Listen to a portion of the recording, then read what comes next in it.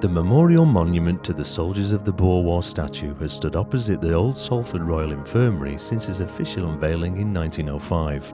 He managed to survive the Second World War, as this photo taken in 1941 shows our hero in the rubble of a bomb.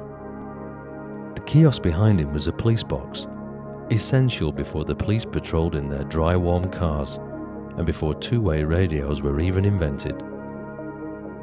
He was still around in the 50s. This photo was taken before he was moved to his present position 10 or 20 yards towards the pub in the background. More needs to be done about statues like this. They're just getting left to waste. You can see it sometimes from the street level and you think, oh, it looks a mess and all that. And you know, when you get a bit closer to it, you can see how much work's gone into all this. And then when you're actually doing a process like this, you know, it's bringing it back to life. It's called an aging process, but this has been up that long, it doesn't need aging. It just needs a good clean like we're giving it now.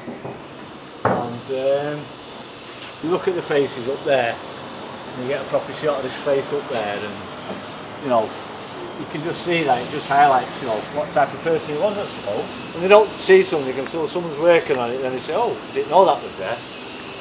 Because it's dull, and it's dismal, and it's just been left. You do feel a bit beneficial when you do it, because it does look, it's totally different. You transformed it at the end of the day. A lot of it will be, you know, a lot of detail work. You'll see that. You get a nice shine to it, nice and even. All bronze is different. You can get bronze that'll look like glass. You know, you can get bronze like I was saying earlier, an original bronze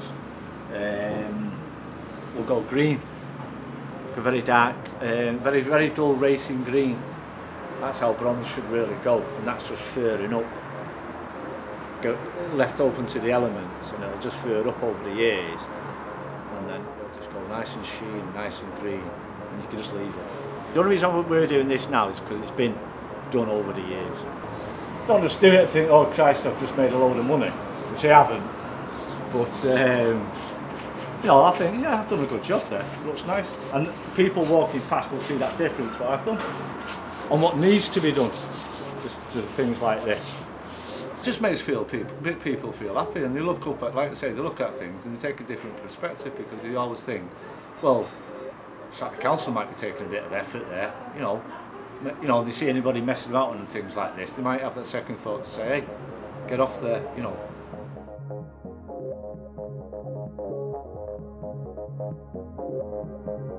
Erected by the County Borough of Salford, to the memory of many townsmen who served their sovereign and country in South Africa in 1899 to 1902, and particularly in honour of the volunteer active service companies of the Lancashire Fusiliers, daring in all things.